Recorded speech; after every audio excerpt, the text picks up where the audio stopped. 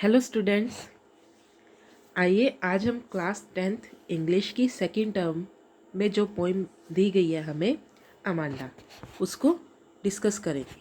ठीक है, Amanda name से ही क्लियर हो रहा है किसके बारे में होगी ये पोइम। अमांडा नाम की एक लड़की है। वो जो सोच रही है, जिस तरीके से वो सोच रही है, एक्चुअल में वो सिचुएशन सबकी लाइफ में आती है। ठीक है, इस पोएम में क्या मैसेज दिया गया, क्या बताया गया है कि अमांडा नाम की जो लड़की है उसके घर का कोई मेंबर है। हमें वैसे तो डायरेक्टली नहीं बताया गया कि उसको कौन बोल रहा है ऐसा मत करो, ऐसा मत करो, ऐसे मत बैठो, ऐसे मत खड़े हो, बट जिस तरीके से हमें बताया गया है तो ऑब्वियसली वो लग रहा है शायद उसकी मदर की तरफ से ही वो सारी इंस्ट्रक्शंस उसको दी जा रही हैं। ठीक है, तो वो कहीं ना कहीं सोचती है कि मेरी जो लाइफ की फ्रीडम है वो तो बिल्कुल ही ख़त्म हो चुकी है। उसकी मदर उसको देखो इंस्ट्रक्शन दे रही है, वो ऑपोजिट क्या कर रही है, अपने ही ख्यालों में खोई बैठी है। उसकी मदर ये काम करने को बोल रही है, वो उस एक वर्ड को पकड़ के अपनी ही अलग दुनिया बना के बैठ जाती है कि मुझे तो ऐसा करना है, मुझे तो ऐसा करना है। तो आइए हम इस पोएम को डिटेल में देखते हैं लाइन बाय लाइन कि इसमें क्या बताया गया है। हाँ जी, अमांडा जो पोएम है उसको लिखा किसने है, पोएटेस रॉबिन क्लेन ने। ठीक है, ज़्यादा डिटेल में नहीं, इसका आपको नाम ज़रूर पता होना चाहिए। और वो कहाँ की थी, ऑस्ट्रेलिया की। और जो स्पेशली वो बुक्स लिखती थी वो किसके लिए लिखती थी, चिल्ड्रन बुक्स जो होती है ना, बच्चों के लिए स्टोरी बुक्स होती हैं, वैसी वो बुक्स लिखती थी। ये पोइम किसने लिखी है, रॉबिन क्लेन नाम की पोइटेस ने। अब हम लाइन बाय लाइन इसकी समरी करते हैं। हाँ जी, अमांडा, पहले इस बॉक्स को पढ़ लेते हैं थोड़ा सा। Every child feels that he is controlled and instructed not to do one thing और अनदर। देखो, कहते हैं हमेशा हर कोई ना कोई बच्चा, उसको लगता है कि उसको ये चीज़ें बोली जा रही हैं या उसको कंट्रोल करने की कोशिश की जा रही है कि ये मत करो या वो मत करो। आप बच्चे हो, देखो आपकी लाइफ में भी कभी ना कभी तो होता है ना, जैसे आप पूछते हो मम्मी मैं यहाँ पे चला जाऊँ, पापा मैं वहाँ पे चला जाऊँ, या किसी घर के और मेंबर से पूछते हो, वो आपको कई बार क्या होता है जाने से मना कर देते हैं या अपने अकॉर्डिंग काम करने को बोलते हैं क्योंकि उनको लगता है ये चीज़ें सही हैं, बट आपको लगता है आप जिस तरीके से सोच रहे हो वो चीज़ें वैसे सही है।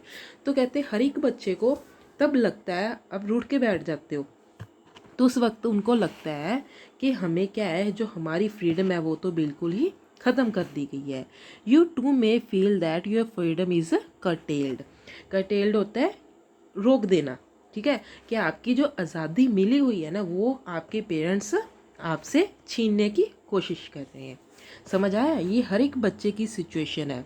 और इस पोएम के द्वारा जो पोएटेस है वो सभी की सिचुएशन बता रही है, बट इस पोएम में किसकी बताई गई है, अमांडा की। ध्यान से इस पोएम को देखना है और समझना है। पहले हम फर्स्ट पैराग्राफ देखेंगे। Don't bite your nails Amanda. ठीक है, ये इंस्ट्रक्शंस कौन दे रहा है, उसकी मदर दे रही है कि अपने नाखूनों को मत चबाओ। Don't bite your nails Amanda. Don't hunch your shoulders. ठीक है, बाइट तो होता है चबाना, नाखून चबाने की आदत होती है ना कुछ बच्चों की, तो उसकी मदर बोल रही है नाखून मत चबाओ। हंच होता है बैंड होना, झुक के, जैसे होता है ना पढ़ने के वक्त बच्चे क्या करते हैं कि सामने बुक पड़ी है उसके ऊपर बिल्कुल गिर जाते हैं, जो अपना शोल्डर है वो उसके ऊपर ही गिरा लेते हैं। तो उसकी मदर बोल रही है अपने कंधों को बेंड मत करो Amanda. Stop that slouching and sit up straight. Slouching का मीनिंग है सिट और स्टैंड इन अ लेजी वे, मतलब बैठे हो आप बट सुस्ती से, बड़ा अजीब सा ऑकवर्ड वे में बैठे हो। तो उसकी मदर बोल रही है अमांडा ये अजीब से तरीके से बैठना बंद करो और उठ के सीधे बैठे हो। अमांडा, तो समझ में आ गया, ये सारी इंस्ट्रक्शन कौन दे रहा है, उसकी मदर दे रही है अमांडा को कि अपने नाखून मत चबाओ, शोल्डर्स अपने बेंड करके मत बैठो और अजीब से बैठना बंद करो, सीधी होके बैठ जाओ। हाँ जी, इसके उल्टा देखो, इसमें बताया गया मदर बोल रही है, अमांडा कुछ नहीं बोल रही, बट अमांडा के माइंड में क्या चल रहा है वो हमें बताया गया है। अब ध्यान से देखो, ये जो पैराग्राफ है वो ब्रैकेट्स में दिया गया है। ठीक है, ब्रैकेट्स लगाई गई है ना इसके, तो ये सारी सिचुएशन अमांडा अपने ड्रीम्स में सोच रही है कि मैं ऐसा करूँगी, ऐसा करूँगी। क्या सोच रही है वो? देयर इज़ अ लैंग्वेज इमर्ल्ड सी। ठीक है, लैंग्वेज का मतलब होता है रिलैक्स्ड, शांतमयी, जिसमें कोई ज़्यादा आवाज़ें नहीं आ रही, शोर नहीं आ रही। इमर्ल्ड का मतलब होता है ग्रीन कलर। वो सोचती है काश कहीं ऐसा पे ग्रीन कलर का पूरा बहुत ब्यूटीफुल सा सी है, लैंग्वेज बिल्कुल शांत है, कोई उसमें जो लहरें हैं उछल कूद नहीं कर रही। Where the sole inhabitant, sole का मतलब होता है अकेला, अलोन। इनहेबिटेंट होता है रेजिडेंट, रहने के लिए। कहती जहाँ पे उस सी में अकेली कौन होंगी? मैं होंगी। सी में कौन रहती है? अ मरमेड ड्रिफ्टिंग ब्लिसफुली। कहती है काश मैं भी उस जल परी की तरह, जो मरमेड देखी होगी आपने पानी में रहती है, ठीक है, ब्लू से कलर की। कहते मरमेड बन जाऊं ड्रिफ्टिंग ब्लिसफुली। ड्रिफ्टिंग का मतलब होता है कि जैसे होता है ना पानी में कोई चीज़ तैर रही है, जैसे जैसे पानी में, अगर आपने देखा हो कभी आपने पेपर बोट बना के उसमें छोड़ दी हो तो क्या करती है, जिधर को पानी जा रहा है वो बोट भी उधर को ही जाने लगेगी। वैसे बोल रही है कि जैसे जैसे पानी का बहाव जिधर को जाएगा धीरे धीरे मैं भी वहीं जाना शुरू कर दूँ। ब्लिसफुली होता है हैप्पीली। समझ में आ गया? तो वो क्या बोल रही है, का ऐसा कोई सी बिल्कुल शांत सा ग्रीन कलर का, जिसमें सिर्फ कौन हो? मैं हूँ। और जिसमें एक जैसे एक परी होती है ना, जो पानी के साथ साथ बिल्कुल ही बहती चली जाती है, काश मैं उसी तरह से पानी के साथ साथ बहती चली जाऊँ। समझ में आ गया? पहले उसकी देखो मदर बोल रही है, वो कुछ नहीं रिएक्ट कर रही, वो सिर्फ अपने ही ख्यालों में ये सारी चीज़ें सोची जा रही है।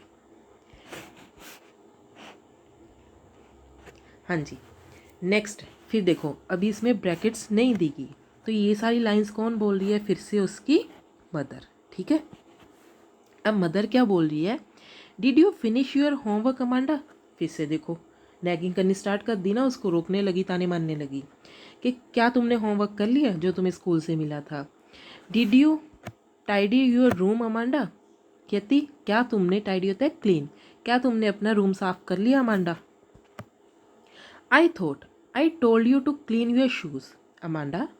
वो उसकी मदर फिर से बोल रही है, कहती मुझे लगता है मैंने तुम्हें अपने शूज़ साफ़ करने के लिए बोला था। ठीक है, फिर से उसकी मदर की कंप्लेन स्टार्ट होगी ना। पहले बोल रही है क्या तुमने होमवर्क ख़त्म कर लिया, रूम साफ़ कर लिया, शूज़ साफ़ कर लिए अमांडा। बट अमांडा देखो बात नहीं कर रही, वो क्या है, अपने ही ख्यालों में खोई हुई है। फिर से देखो ब्रैकेट्स आ गई ना, ये सारी सिचुएशन फिर से कौन सोच रही है? अमांडा। अमांडा क्या सोच रही है? I am an orphan, orphan होता है अनाथ, जिसके पेरेंट्स नहीं होते। रोमिंग द स्ट्रीट, रोमिंग मतलब होता है घूमना, गलियों में कुछ होते हैं ना ऐसे ही घूमते रहते हैं आवारा बन के, जिनका कोई पर्पस नहीं होता, बिना फालतू के ऐसे ही घूमते रहते हैं।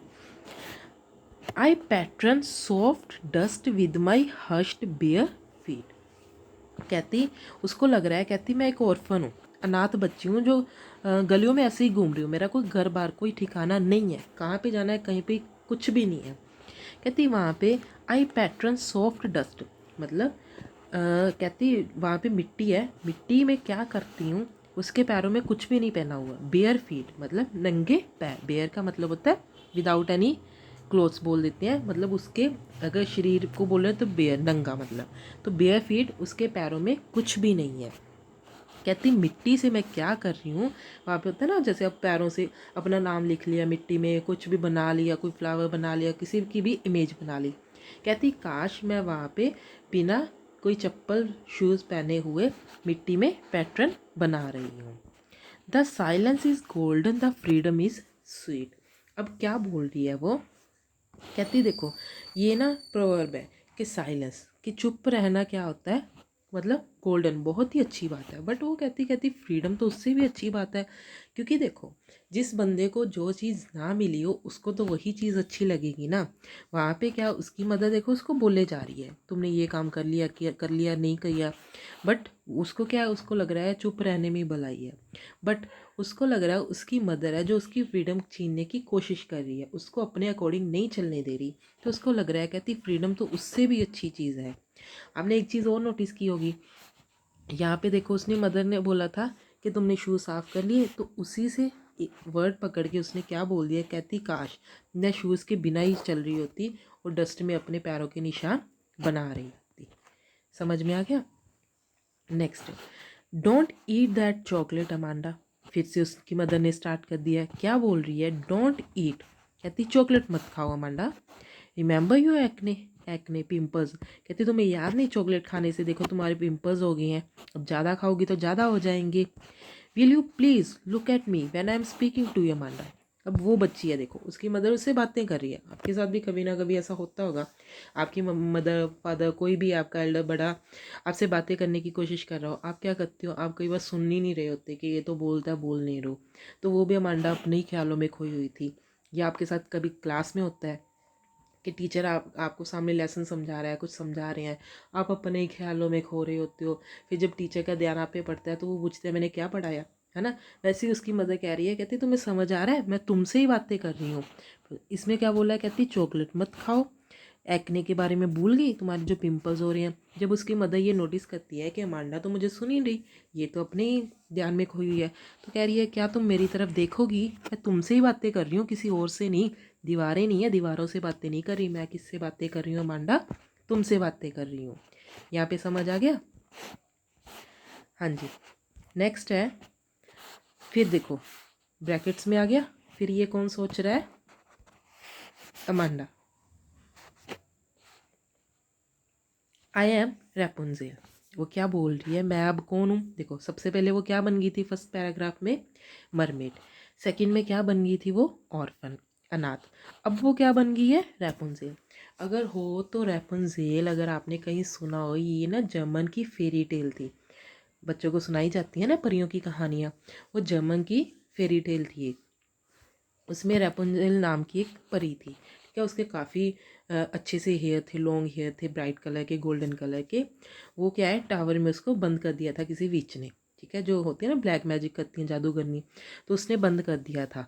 और उससे उसके पास पहुंचने का तरीका क्या था कि वो, उसके बाल इतने लंबे थे कि वो टावर पे चढ़ के अगर अपने विंडो से बाल बाहर निकालती थी ना, अगर किसी को आना होता तो उसके बाल पकड़ के ऊपर आता था, ठीक है। हमें ज़्यादा डिटेल में नहीं पढ़ना, बट वो क्या सोच रही है, कहती मैं अब रेपुंजेल बन चुकी हूँ, I will not a care, कहती मुझे कोई फ़र्क नहीं पड़ता, कोई मुझसे मिलने आए, मैं अकेली रहूँ, कोई फ़र्क नहीं पड़ता। Life in a tower is tranquil and rare, tranquil होता है काम, शांत, शांतिमय, ठीक है। वो कहती है मुझे कोई फ़र्क नहीं पड़ता कि मेरे से कोई मिलने आए नहीं आए, एटलीस्ट मैं अकेली होंगी ना वहाँ पे, मुझे कोई रोक के टोकेगा नहीं। उस लाइफ टावर में लाइफ मेरी कितनी शांतमय होगी, रेयर, कि रेयर होता है अलग से, बिल्कुल इन लोगों से अलग होगी। I will certainly never let down my bright hair, हमें बताया था ना रपुंजेल क्या करती थी, अपने ब्राइट हेयर को विंडो के नीचे डाल देती थी कि उसको पकड़ के कोई, जैसे रस्सी को पकड़ के आ जाते हैं, कि ऊपर आ सकता था।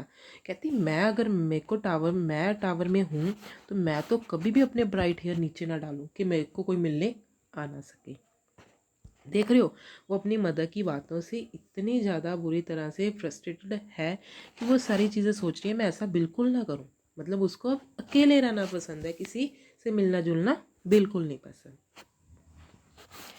नेक्स्ट फिर कौन स्टार्ट हो जाता है, उसकी mother. Stop that sulking at once Amanda. Sulking होता है कि नाराज़ होना, ठीक है, अपनी मदर की बातें।